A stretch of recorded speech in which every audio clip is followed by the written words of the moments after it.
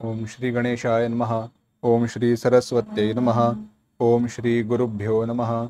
श्रुतिस्मृतिपुराणानामालयं करुणालयं नमामि भगवत्पाद शंकरं लोकशंकरं। शंकरं शंकराचार्यं केशवं बादरायणं सूत्रभाष्यकृतौ वन्दे भगवन्तौ पुनः पुनः।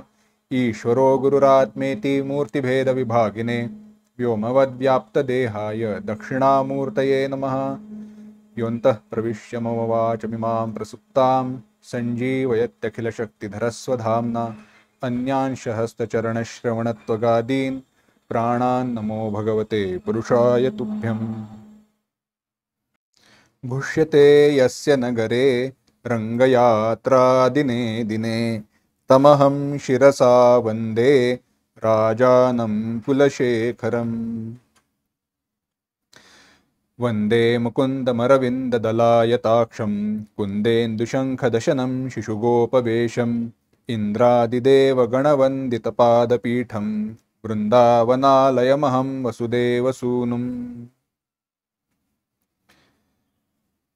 मुकुंदमाला या ग्रंथाचं आपण चिंतन करतोय आणि त्या ग्रंथाचं चिंतन करत असताना या ग्रंथकर्त्याचं वर्णन करणारा, या ग्रंथाच्या कर्त्याचं कुलशेखर अळवार त्यांचं वर्णन करणारा जो श्लोक आपण पाहिला, त्याचं थोडक्यात चिंतन केलं. तो श्लोक एकदा एकत्र म्हणूया. भुष्यते यस्य नगरे रंगयात्रा दिने दिने तमहं शिरसा वंदे राजानं कुलशेखरम. त्या कुलशेखर राजाला नमस्कार असो ज्याच्या नगरामध्ये श्रीरंगाची रथयात्रा रोज निघते. एक नाही, दोन नाही, वर्षात एकदा नाही, आठवड्यातनं एकदा नाही, गुरुवारी नाही, शुक्रवारी नाही, दररोज त्या भक्तीची एवढी इच्छा आहे, आसुकता आहे, आतुरता आहे की त्या भगवंतालाही वाटतं की रोज जाऊन त्या भक्तांना भेटावं. ज्या वेळेला अशी भक्ती प्रकट होते त्यावेळेला अद्वैताचे, वेदांताचे सर्व सिद्धांत गौण होतात. किंबहुना सिद्धांतच या सगळ्या रूपामधनं प्रकट होत असतात. माझी भक्तीची येतुलेनी प्राप्ती, जे कैवल्या ते परवते सर म्हणती, अशा प्रकारची ही भक्ती आहे.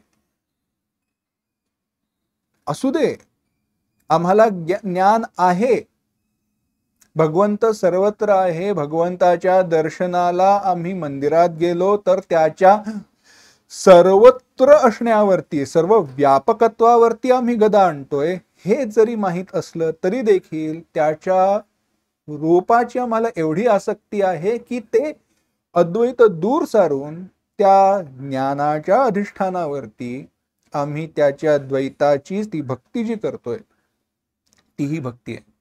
आणि भगवंताला देखील ज्ञानी त्वात्मैव मे मतम, ज्ञानी तर आत्मा माझा, अशा त्या भक्तांना भेटण्यासाठी भगवंत त्या रथात बसून बाहेर पडतात. ते कोणाच्या राज्यामध्ये, तर त्या कुलशेखर राजाच्या राज्यामध्ये. अशा प्रकारे त्या राजाची महती सांगितल्यानंतर राजाने ज्या ग्रंथाची रचना केली त्याच्या चिंतनाला आपण प्रारंभ करतोय. प्रत्येक वेळेला ज्याप्रमाणे विचार असतो त्याप्रमाणे नेहमी कोणत्याही ग्रंथाची रचना करत असताना प्रत्येक वेळेला त्या ग्रंथाच्या आरंभी मंगल करावं असा नियम आहे. ग्रंथाची रचना करत असताना ग्रंथाच्या आधी मंगल करावं. मग ते मंगल कोणत्या प्रकारचं असतं, किती प्रकारचं असतं, या सगळ्याचा विचार पाहायचा आहे. परंतु तो पाहण्यापूर्वी या ग्रंथाचा जो पहिला श्लोक आहे त्याचं एकदा पठण करू.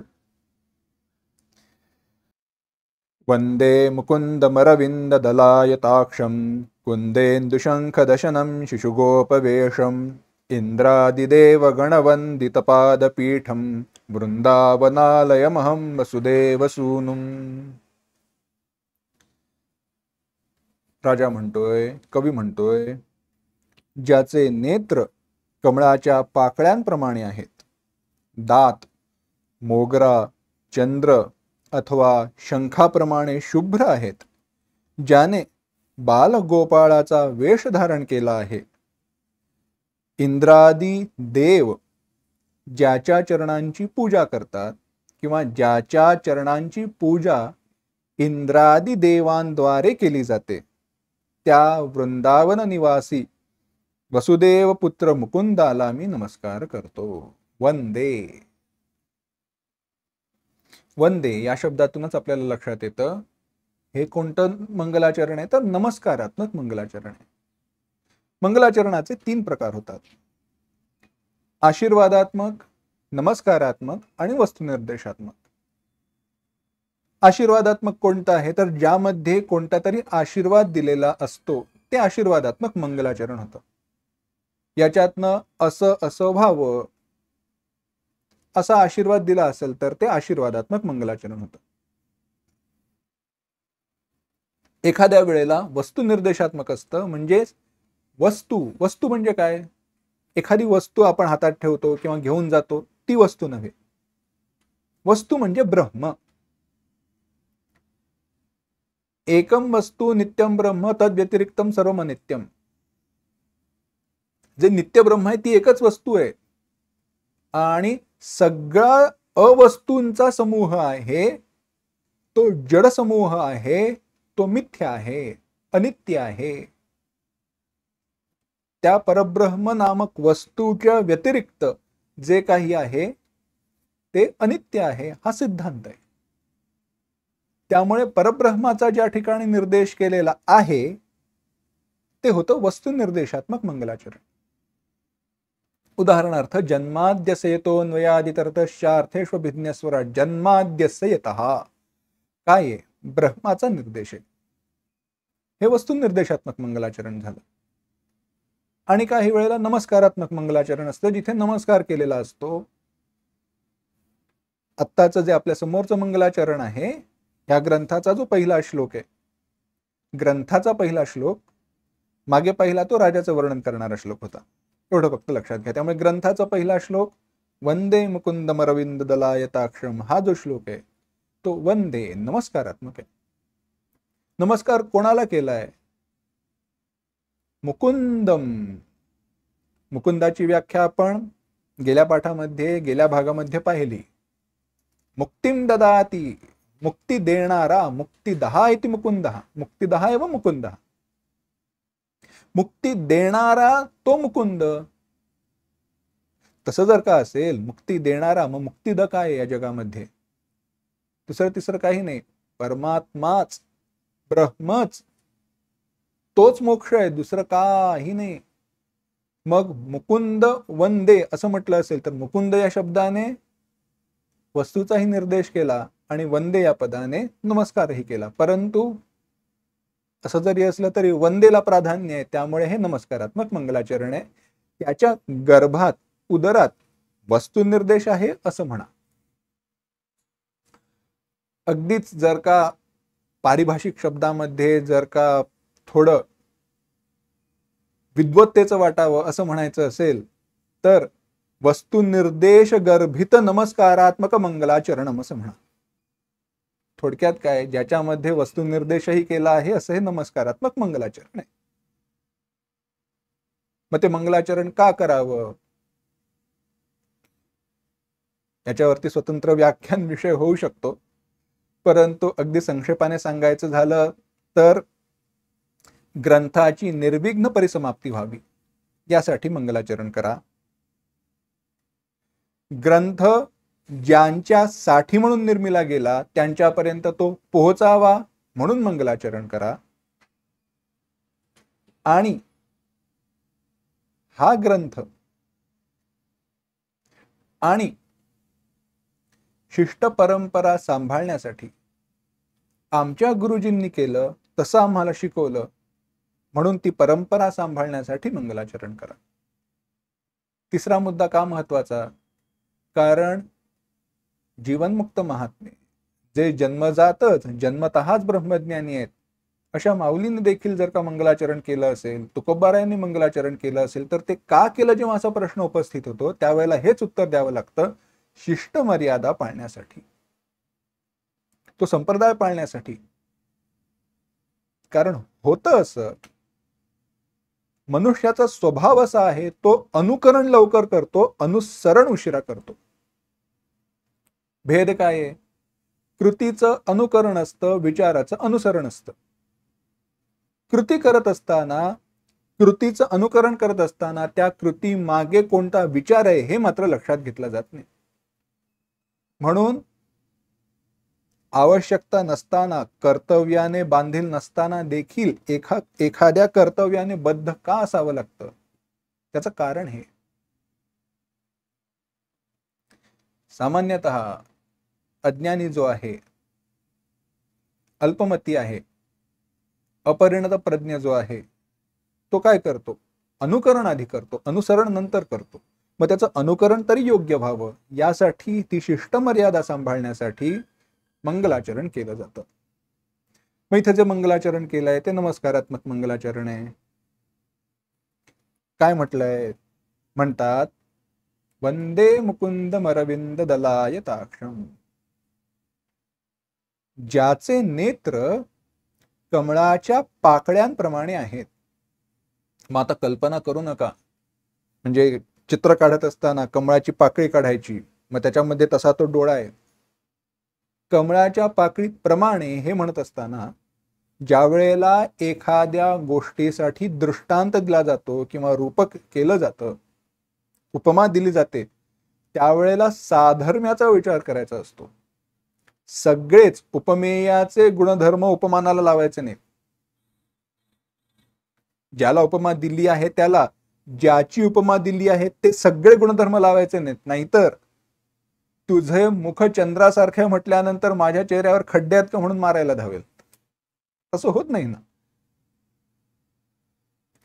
चांगलं काय म्हणजे साधर्म्य काय आहे तर ते कोमल आहे.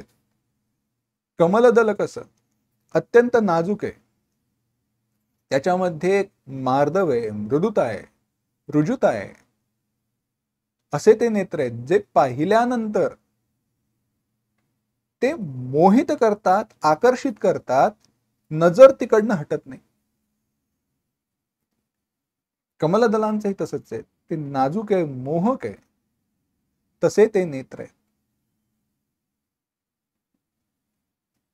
त्या कमळाच्या पाकळ्यांप्रमाणे ज्याचे नेत्र आहेत असा. अजून काय म्हणाले? ज्याचे दात, आता वर्णन करत असताना दाताचं वर्णन करावं का?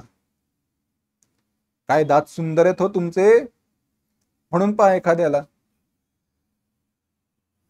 नंतर कोणती वस्तू घेऊन मारायला धावले हे फक्त मला सांगा. विनोदाचा भाग सोडा, परंतु दातांचं वर्णन करावं. पण कोणाच्या?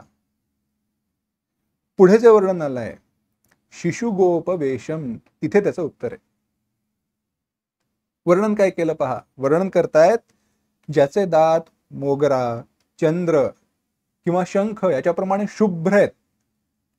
दात शुभ्र आहेत हे सांगायचंय. पण कोण? ज्याने बाल गोपाळाचा वेश धारण केलेला आहे. ते लहान बाळ आहे, छोटस 2.5-3 वर्षाचं असेल जास्तीत जास्त.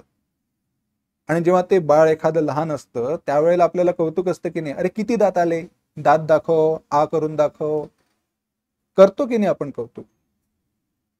त्याचे ते थोडेसे छोटेसे आलेले दात, मग ते सशासारखे दिसू देत किंवा ते शेंगदाण्यांसारखे दिसू देत किंवा कसंही असू देत, ते पाहून आपण हसतो, आपल्याला आनंद होतो. अरे दात आले, दात येत आहेत, काय छान दात आहेत, किती आले, कौतुक आहे की नाही. हे सगळं त्या भगवंताच्या रूपाचं कौतुक आहे. आणि हे कौतुक तेव्हाच शक्य आहे जेव्हा आपण तर्क बाजूला ठेवतो. तर्को प्रतिष्ठा, तर्काच्या ठिकाणी, तर्कामध्ये कुठे प्रतिष्ठा नसते, स्थिरता नसते. भगवंताच्या चरणी अंतःकरण मन स्थिर व्हायचं असेल तर हा तर्क बाजूला ठेवायला लागतो. आणि जसं ते वर्णन आहे तसंच्या तसं, कारण ते भगवंताचं आहे. दुसरा इथे काही उत्तर नाही. भगवंत कसा आहे? तो बाल गोपाळाचं ते जे रूप आहे कसं आहे? शिशुगोपवेशम. बर्हापीडं नटवरवपुः कर्णयोः कर्णिकारं बिभ्रद्वासः कनककपिशं वैजयन्तीं च मालां रन्ध्रान् वेणोरधरसुधया पूरयन् गोपवृन्दैः वृंदारण्यम स्वपदभ्रमणम प्राविशद्गीतकीर्ती. डोक्यावरती मोराचं पीस खोवलेलं आहे. नटवर वपू, नटवर एखाद्या नटासारखी ती कमनीय शरीराकृती आहे. कानावरती त्या फुलं आहेत, त्याच्या त्या कर्णिका आहेत, गळ्यामध्ये वैजयंती माला आहे. असं ते रूपाचं वर्णन आहे.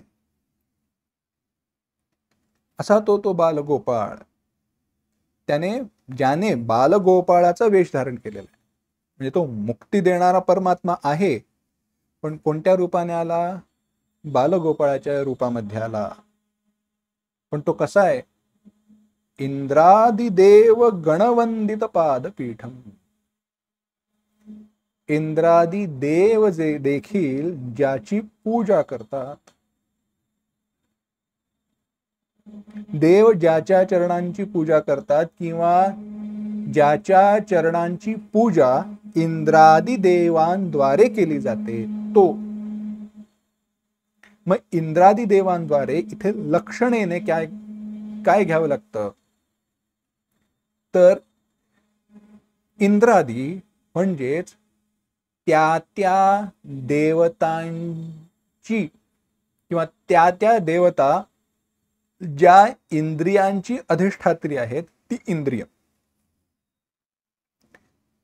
असा अर्थ घेतला असता आपल्या असं लक्षात येतं, इंद्रादी देवांनी म्हणजेच ह्या सगळ्या देवता ज्या ज्या इंद्रियांवर अनुग्रह करतात, त्या इंद्रियांद्वारे केवळ ज्याचं दर्शन केलं जातं, ज्याचं ग्रहण केलं जातं. कसा? म्हणजे डोळ्यांनी का पाहावं तर ते भगवंताचंच रूप पाहावं, कानाने ऐकावं तर भगवंताचीच कीर्ती ऐकावी. असा जो आहे त्या वृंदावन निवासी कुठे येते? वृंदावनामध्ये.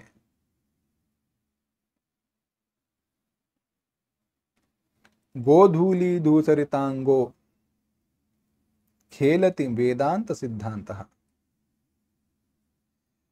अयि सखे कौतुकमेकं नंदनिकेतांगणे मया दृष्टं गोधूली धूसरितांगो नृत्यति खेलति वेदांत सिद्धांतः. एक गोपी दुसऱ्या गोपीला सांगते, अगं तुला माहितीये का मी काय कौतुक पाहिलं, काय पाहिलं आश्चर्य. दुसरीने विचारलं, काय पाहिलं ग? पहिली म्हणते, त्या नंदाच्या अंगणामध्ये मी गायीच्या खुरांनी उधळलेल्या धुळीने माखलेल्या रूपामध्ये वेदांताचा सिद्धांत खेळताना पाहिला. तो कोण आहे? भगवंत आहेत ते. कोण? मुकुंदहा, मुकुंदम. त्या मुकुंदाला, तो कुठे? वृंदावनामध्ये नंदाच्या घरी आहे. त्या नंदाच्या घरी असणाऱ्या त्या मोक्ष देणाऱ्या त्या परमात्म्याला. पण तो कसा आहे वृंदावनात, पण कोणाचा आहे? वसुदेव सूनुम, वसुदेवाचा जो पुत्र वासुदेव, त्या मुकुंदाला मी नमस्कार करतो. किती गोड वर्णन करतात. नमस्कारच करताना म्हणतात वंदे मुकुंदम, त्या मोक्ष देणाऱ्या. कोण तो? आता मी बोट वरती करतोय, पण ते चुकीचं आहे. हा, तो म्हणजे वरती करताना तो वरती नका लक्षात घेऊ, दूरस्थ माझ्यापासून कुठेतरी लांब बसणारा नव्हे. माझ्या तो समोर आहे. कुठे सापडतो? वृंदावनात सापडेल. त्या मुकुंदाला मी नमस्कार करतो. हे असं वर्णन केल्यानंतर भगवंत म्हणाले, माझं असं वर्णन कोण करताय? म्हणून भगवंत पाहायला आले. भगवंत पाहायला आले म्हटल्यावरती